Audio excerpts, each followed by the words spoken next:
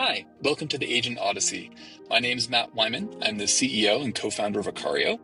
We provide simulation and monitoring for agents so you can actually get them to production. And production is the topic of the day today.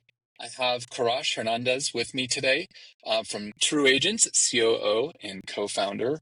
And Korash has immense background in analytics, modeling, AI governance, and really brings a whole enterprise perspective of the market that I'm really excited to talk about.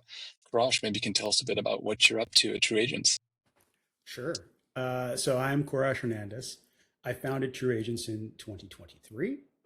We were recently funded through the Plug and Play Accelerator, and we have our largest enterprise client is a Fortune 100 insurance company. What we do is we provide one-on-one customer communications at scale, aimed primarily at outbound marketing type activities. So outbound for cross-sell, upsell, retention campaigns. We do customer service as well, but that's not really our focus. And we are trying to do all of that and are doing all of that with a primary focus on compliance. And that's what we're going to get into today. We're going to get into today about what we've seen in the AI agentic space over the past couple of years, what's working, what's not working, and what you have to change, both from a process standpoint and also a mindset standpoint, to get agentic workflows all the way into production, which is something that I know is near and dear to your heart, Matt. Yeah, it absolutely is. And I'd love to start in that place, actually, talking a bit about what does it mean to be agentic? What does it mean to have an agent and that carryover from the world of model building and thinking about how you build models and stabilizing models? What jumps out as the differences between the two? I think that there are sort of foundational pieces that are the same, right? At the end of the day, all of these agents are built on a machine learning framework, and that is the transformer neural network framework. And so there are some elements that are the same, but where you start to get into differences is both traditional modeling and agentic AI, or I'll say maybe the generative part of AI, is really about prediction. It's about predicting what the next best thing to do is, or what the next best thing to say is. Where you start to get differences is agentic crosses over from just making a prediction to taking an action. Now we're not just saying, well, here's the next most likely thing to occur, but what do you do with that? How do you take that information and make it actionable? And how do you do so in a way that's intelligent? And that's the big difference, because it's one thing to say, hey, this is how well the model predicts outcome X. And it's another very different thing to say, the model did X, Y, and Z, and are we okay with what it did? And I think that is the big sort of generational leap in terms of how we use analytics. And it's one that's going to cause a lot of angst from certain groups within inside the organization. I'm specifically thinking about third-party risk management organizations, risk organizations, and compliance organizations. Because once you make that leap, you've turned over the keys to the kingdom to a computer that you're not 100% sure you can trust.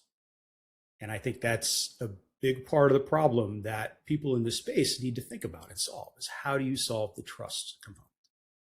Yeah, that's exactly where I want to dig in, because now if we take this to the enterprise, quite a lot of companies are thinking in terms of, and they're talking about what they build in terms of very data science oriented metrics, which is wonderful if you're building models and delivering models. And there's an entire very loud portion of the broader market that is about providing models, and it's appropriate to talk about those metrics. But when you move into agents, as you said, it is a different mentality. It's systemic.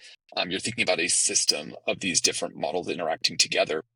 And now inside the enterprise, how many enterprises do you feel understand the difference between them? And are they ready to receive those benchmarks and to look at those metrics to make judgment calls? Mostly no. Yeah.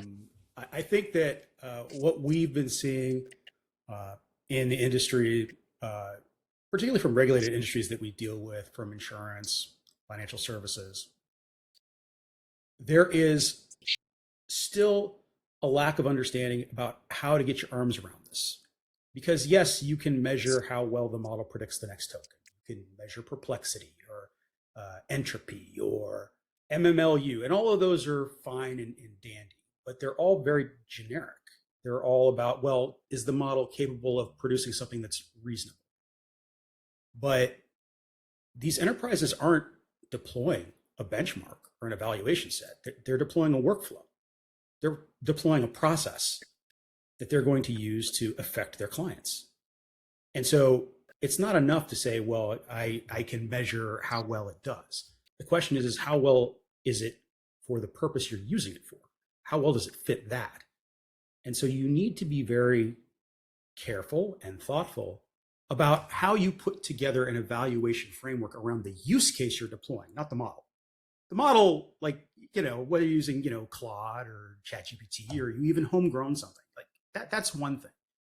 But if you use it for a purpose that's not really meant for, it kind of doesn't matter how well it predicts the next token. You've got to think about how you're going to evaluate it for the purpose you're using it.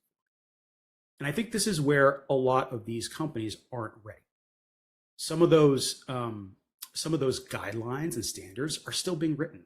The NIST documentation came out, like 2-3 months ago? Yeah. And it's very generic. You need to have a way to identify data and monitor for drift and then have a feedback loop to make sure that you're managing all of that. But it's very sparse on specific metrics that you should use. And that's because it's going to be use case dependent. And so I think a lot of these companies are still figuring it out, and the skill sets needed to figure that out are kind of niche still. They are. We're also seeing there are different parties that are all involved in the same activity. So you have potentially an engineering and product organization that are trying to build an agent of some sort, and they're trying to express to their business partners how well it's going to work, whether it's trustworthy.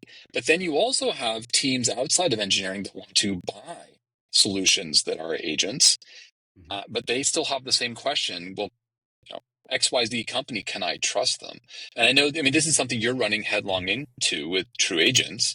So how are you approaching those business users and having this conversation with them about TrueAgents and its readiness for production? Yeah. I think you end up with sort of two different conversations, and you've alluded to it already. You've got different groups inside the organization that all have a stake in this. You have the business users who are interested in what it can deliver in terms of end results for them, for their business unit, and the top line metrics that they're getting tracked on. You've got the technical operations teams that are thinking about integration and how do I make sure that data is flowing appropriately, that I'm secure. And then you've got risk management and compliance groups, which are thinking about, well, how do I know that this thing is safe? The safety and soundness of this thing for use inside the business. And so you have to manage all three of those conversations in a rational and systemic way. I'll start with the business side. On the business side, they're really interested in what the results are going to be and how easy it is for them to manage to get those results. And I would say that you need to look at what product you're going to market to them, and you need to manage expectations there. Because I think it's one thing to go in there and say, hey, listen, I'm going to reduce your costs by 20%. Okay. You're going to get a certain level of buy-in for that. It's another thing to go in there and be able to prove you're getting 500% lift in revenue. Those are two enormously different things, and they're dependent on the use case that your product is serving. And you need to understand which of those groups you're in. For me, I'm lucky to be in the latter group. We can show revenue increase in multiples. And so that gets you a lot of buy-in from the business side. And you really need them to go and be a champion to kind of get you through the other two groups. Because those other two groups are very quick and happy to move on and not change anything. They tend to be a little averse, right? Yeah. Technical groups, they don't like to have to move things new and things into integration because they have to worry about regression against all the other systems. And compliance and risk management people are just risk averse by nature. And so you need, I think, that first group to help you with the other two groups. And that's something that it really is dependent on your use case. I think for the other two groups, there's a different talk off. And the type of trust they're looking for is different. The business people want, I can trust you to deliver what you say you're going to deliver. The technical people, I can trust you not to break my other systems. And the compliance people, I can trust you not to put me in court where I'm getting sued. And so you have to have a different way that you deal with and manage each of those groups. Yeah, and a benchmark doesn't really tell anything to any of those groups. It's just it's a raw number, not use case specific. I'm also struck that we're seeing a lot of POCs that, more than POCs, we're seeing agents get to production, um, but not necessarily stick or get replaced or be superseded. And quite a bit of this has been chalked up to just pace in the larger market. There's just like, oh, there's always a new shiny object and there's always another and another and another.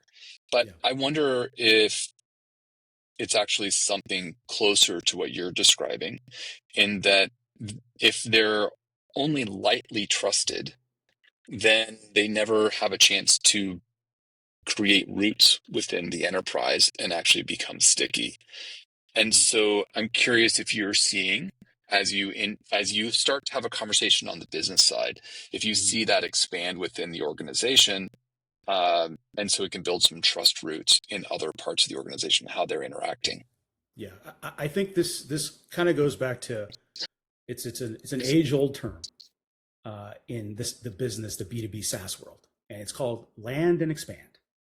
And the idea is, if you can find a use case for which you can provide and prove value to an organization, that gets you your foot in a lot of other doors inside the same organization. And that's what happened with us and our largest client. We went in there as a pilot. We were in a bake-off with a couple of other different solutions. And we were the only AI native solution in the group. And that required a few things to kind of line up. The first thing that had to line up was we had to have a well thought out, well documented, visible compliance framework that went around all of this. Because the first step in getting even into that bake-off was to go to TPRM and go to compliance and go to their newly formed AI governance council, which they still didn't kind of know what they were doing yet, because they were so new. They'd only been around for like 3 months. And so we went in there and presented, here is how you can measure AI for safety and compliance. Here's how we do it. Here are the metrics we're going to track. Here is the type of reporting we can provide you. That allowed us to get the approval from that group to even be part of the bake-off. Once we were part of the bake-off, we were then able to prove out to the business side. And they measured our results against the other two. And we were orders of magnitude better in terms of the final engagement metrics with the clients as part of that POC. So on the compliance and governance side, we provided trust with a framework that answered the question about whether it was safe to use for this particular use case. On the business side, we were able to gather trust by showing that we could deliver the results we said we were going to deliver. And on the technical integration side, we're very API driven. It's pretty standard the way that we do things. We made the very conscious decision early on to never be a rip and replace type of a product, but always be something that could easily be bolted onto existing systems. And so we were able to get trust from all three of those groups. I think anybody who's going to be successful needs to be able to handle each of those three groups, because once you get yourself in the door, guess what happens? You're now an approved vendor inside the organization, and they have 1,000 other use cases that they can then consider you for. And I think managing those three groups effectively is going to be the secret for any agentic system that wants to get into enterprises. Yeah, but it does feel like it's not exactly land and expand. It's land and trust, then expand. Yes, And that's and that perfect. middle one is what I think a lot of folks are missing. They don't establish the full trust. It's not that they're not being used, but they're being used with a caveat. And the caveat is a risk statement. And I think a lot of the enterprises are doing a little bit of a wait and see. Okay, we'll bring this in.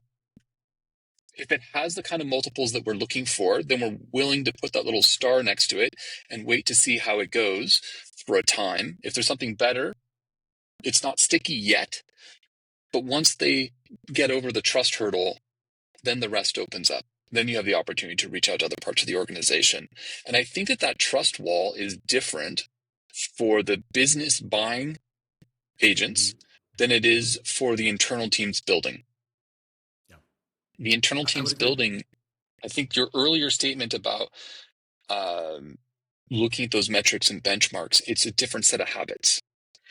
Mhm. And we're not yet talking across the enterprise in the same language. Do you think that some of the standards are what bridge that, or is it time? What's going to help bridge this conversation within the enterprise for trust? I think it's going to have to be. I think it's probably going to be driven out of one of the modeling or analytics groups inside the organization. Because what you have here, it's not necessarily that we don't have the metrics and that they don't exist. It almost feels to me like, in many cases, a translation problem, Mm, because you have one set of nomenclature and metrics for a group and another for a different group. So for the group that's actually deploying these models, they may be thinking in terms of business metrics. For the group that's managing it, they may be thinking in terms of how well is the model on more traditional measures of accuracy. And then you have a compliance and risk group, which thinks about it in different terms entirely. And you have to translate across those groups. So this is what I did for most of my career. I had to take traditional sort of statistical and machine learning metrics and then translate it into something that lawyers could understand, because they don't read statistics. Good example was many of the models that we produced there were based off of traditional regression, where you have a specific attribute, and if that attribute goes up by 5, that means a certain thing for the output of the score.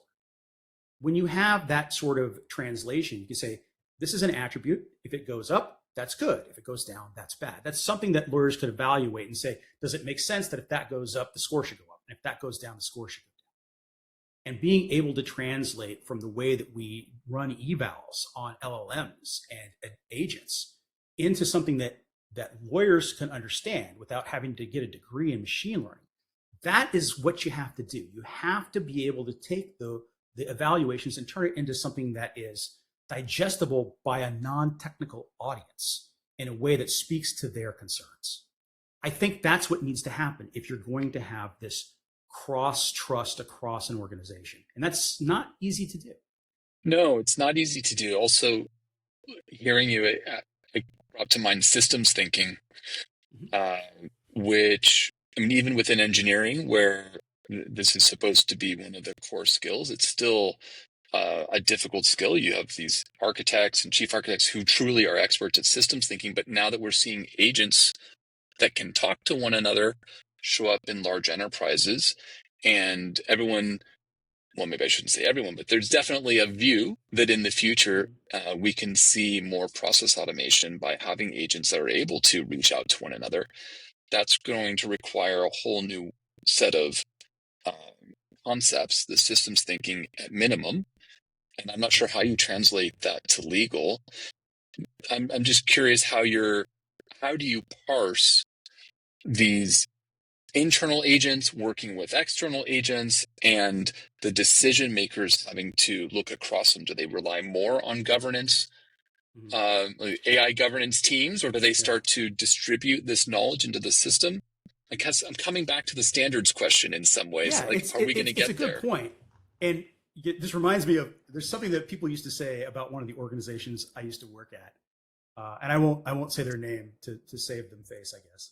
But one of the things we used to say internally is like, we're always in a race to be third. Yeah. Like nobody wants to be first. Few people want to be second. Everybody wants to be third. Once it's been proven out, once the standards are in place, once it's very well understood across all of those organizations at the same time exactly how you do this stuff. Hmm. Um, and I think that what you're going to find is you're going to find that groups that are good at innovation, but also good at governance and understand how to put those things together are actually going to do better first. I think one of the things you're going to see, and this is counterintuitive, you're going to see these AI agents be deployed and be deployed in production at large enterprises in regulated industries first. And the reason is because those groups already have built up as part of their core competency how to do governance and compliance well, because they had to. Oh, They're that's under interesting. regulatory scrutiny to do so. And so they already have a lot of that connective tissue in place to manage large processes and measure outcomes and be able to produce evidence. having that as part of your DNA makes this sort of jump into a new technology easier. Because at the end of the day, yes, it's a cool tool and it can do a lot of things. It's very flexible, very powerful, but it's still a tool to accomplish a goal at the end of the day. And it's the same goals that you had last year and the year before. You're using a new tool to do it, and there's different ways of measuring that tool. But at the end of the day, you're still trying to accomplish the same goals. It's a business goal. And so I think you're going to see those organizations do a better job because they understand how to think that way. Other organizations will come on later as those standards do start to materialize out of NIST or out of the ISO organizations. So that there is, okay, not only can I tell you, hey, there's a generic framework, but here are the specific metrics you should do for the different types of use cases. That will come in the next few years. But the companies that already have that as part of their core competency to govern and manage these kinds of processes are the ones that can get there first. Yeah. Yeah. It also really underscores your 500% versus 10% improvement, because if they can see multiples and they can understand the risk, then they can sort of isolate it, and they can put in that concept of, we're willing to attempt this, we're willing to go down this road because we know exactly what it's going to touch in the organization. But I mean, at least my experience of the large enterprise is that I agree that that tissue existed, but it wasn't touching everything. It was still relatively isolated. So, I mean, you believe it's going to touch everywhere? You think everyone's going to get attached to it? How's that gatekeeping going to work? I think it's going to have to happen. I mean, for better or worse, and in my opinion, better. But for better or worse, AI agentic workflows are not going away. They're only going to proliferate. They're so powerful and so flexible that you're going to start to see use cases for them pop up in every part of the organization. So if you don't start doing it, you're going to start quickly being left behind. And so I think that there is, besides the 500% increase in revenue or whatever the metric is, that's a good reason for an organization to invest in this kind of governance and invest in this kind of tracking to make sure that not only can they deploy AI, but they can do it responsibly and in a repeatable, consistent way. But all of those decisions are always a trade-off, right? And so if the reward is big enough, they're willing to take that risk, and they're willing to build the sort of infrastructure, both from a technology and tracking perspective, but also just an institutional perspective, to support that framework. Because it's only going to become more embedded in your businesses over time. It's not going away. Well, and so I think those that do it sooner and those that have a leg up because they already have a lot of that infrastructure are going to get there faster. But everybody's going to have to go there eventually. so what does it look like when it's working well? Like, what are the positive attributes? Because governance is one of those difficult items that can often, frankly, slow an organization down, get off the rails, become over involved in areas that they are not really needed in. And especially when we're in this transition moment, I do think we're in a transition moment. We're learning about these new tools. We're learning how to apply them. They're changing on a regular basis. I mean, can you imagine if you had built a rigid system based on the end of 2023, you would not understand how to even think about agents as they are today. So what do you see as sort of the key attributes that people need to be leaning into to actually move towards a healthy governance model for this? I think that you need a combination of a couple of different things. You need a way to track outcomes that are coming out of these systems. You need a way to measure whether or not you're getting into dangerous areas based on your use case. So as an example, we're a communications platform. We enable direct communications with end customers. Okay. So some key questions. How often is what's the hallucination rate? What's the rate at which it's making the wrong decision? So like a confusion matrix, good decision, bad decision, good outcome, bad outcome, and then looking at how often it's falling into each of those groups, and then finding a way to tune and manage it going forward. So I think it comes down to tracking, management, feedback. Minimally, you need those three things within any system. just to make sure that it's going well. I think tobacco quality assurance days, you need to be able to track the outcome and measure it against a benchmark. And then if it's outside that benchmark, you need to retune, provide feedback to the system. I think minimally that's what you need. Any system that works well is going to have at least those three components minimally. There's going to be a lot of nuances depending on your use case. There's going to be differences in terms of the standards that exist inside certain industries, but minimally you need those three parts. I'm very hopeful to see that appear. I'm a large fan of OKRs, objectives and key results.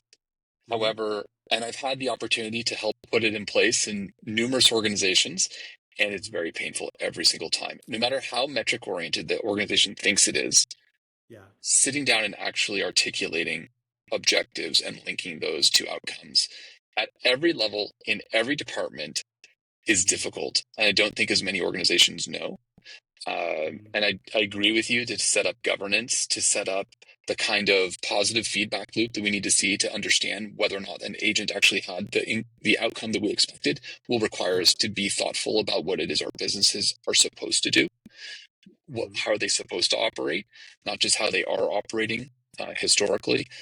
I think a lot of organizations have not gone through that exercise in any time recently.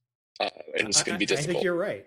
I think you're right, and I think it will be difficult for a lot of them. I think one of the things, though, that provides me some hope, I guess, that this may not be as long and as painful as it might have been before, because there are certain industries, and I'm thinking specifically about like banking, financial services, and insurance, that I would say went through the data-driven transformation in the late '90s, early 2000s, where all of their decisions were really being driven by data and data science and processes that they could build and manage. Because they went through that, the '90s and early 2000s were really painful for a lot of governance organizations too. But as we move into this era, yes, the tools are different. But again, the goals that they're aiming at are kind of the same. Mm-hmm. It's just a different tool. So some of that same type of discipline and some of that same type of structure already exists at large organizations that made that data-driven transformation earlier, 20, 30 years ago. And so I think that if you went back 40 years, there would be nothing. It would be painful everywhere, across every industry. I think there are certain industries, particularly those that were under a lot of regulatory scrutiny and were making decisions that affect people in real ways about their finances, about their healthcare, that there was a microscope placed on them that required them to move towards repeatable, but also explainable and defensible ways for making decisions based on data. And this is an extension of that. I think those companies are going to be well suited. They'll have less of a fight, not none, but less of a fight to transition into this kind of governance model for agents than you would at, say, I don't know, an e-tailer, right? Where they weren't necessarily as disciplined about the way they manage their models. Well, I hope you're right. I mean, I'm a little concerned that that's an outer shell, but what's in the center is still quite squishy. But I agree with you, at least that there are these hooks to attach to. As you look forward, what's the mindset you think people need to embrace so they can actually drive this forward in their enterprise and their environments? I think that there are several things that come to mind immediately. The first thing is the way that these systems and models get viewed. I think it's incorrect and in some ways doing a disservice to what these models are attempting to do to expect them to be static in the way that some of the models we built in the past are. It's more appropriate to think of them as an individual doing a job, right? So the reason I bring this up is one of the issues that we've had is when you go to compliance groups and you start talking about how to measure accuracy of the model and what the benchmarks are. When you're talking about dealing with humans, like one-on-one conversations with end clients, you don't compare what the AI produces to a static template. Yeah. Static template is the same every time for every person. You can't compare it that way. What you have to do is you have to compare it to the other place in your organization where you have one-on-one communications with clients. And that generally happens in call centers. Customer service reps do it all day, every day. The greatest customer service organizations in the entire world do not have 100% compliance. Right. They're in the low 90s. They're like 92, 93. That's like world class. And so if you're thinking about how you measure and manage agents that are doing that sort of interaction, your benchmark is humans. How well do the best humans do? Well-trained, smart humans that had their full cup of coffee this morning and aren't tired. How do they behave? And generally speaking, the AI agents can beat that benchmark. And so there's a little bit of a mindset shift in the way that you evaluate these things and what benchmarks you even set up for them. Because comparing it to, hey, was it right 100% of the time? It may not need to be, particularly if when it's wrong for things that aren't terribly important, risky, yeah, right? Which is usually the case. But if people are compliant 92% of the time and the AI agent system is compliant 99.4% of the time, you're still much better off. And so I think that there is a mindset shift that has to happen. It's not, this is just, a lever that you pull and you get the same widget every time you pull the lever. It's going to be different and it's going to adapt and it's going to change over time. And it's more like comparing it to the guy who's pulling the lever than the lever itself. Yeah, that resonates. It also occurs to me that people tend to sit on the two ends of the spectrum. They either think about agents as though they are literally intelligent people that go off and do their thing in sort of self-directed, or they go to the other side where they think of them as these fixed tools. And we see this because often for folks who are not building, who are not in the center of what we do, we get asked questions about, oh, well, how often do you need to run simulations? We're like, well, you're constantly changing your agents, you're constantly changing the models, so you need to constantly run your simulations. But that notion of there's this constant movement needs to be incorporated. And to your point, even the 99, it can go to 98, 97, back up to 99, down to 98. Like it's going to move around and people just have to start to embrace it. Like these aren't one and done. You need to put them there, constantly measure, constantly review, just like you would any other sort of, I'll put in quotes, living system. Yeah. It's important. It's important to make sure that you understand that what you're doing is putting in place a certain level of intelligence into your system, and that requires change. It can't be the same every time because it's going to change depending on the feedback it's getting. It's going to be changing depending on the interactions it's having, and you want that. Otherwise, what you're doing is the same thing that we've been doing for the last 25 years. Yeah, it's no different. Yeah, the whole point here is move forward, do something different. Korash, thank you so much today. Great conversation. Yeah. Thank you, Matt.